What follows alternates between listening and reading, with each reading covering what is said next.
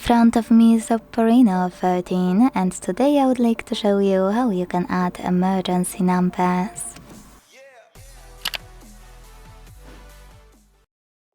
By going into Devices Settings and scrolling all the way down to find Safety and Emergency.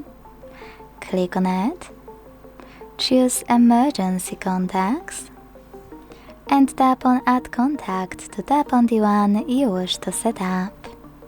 You can do exactly the same with all the other ones you need.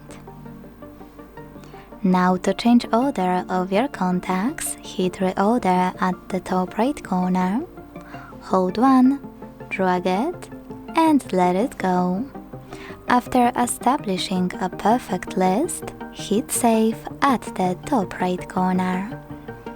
Last but not least, to delete any contact from your emergency contact list, use this X next to the one you wish to get rid of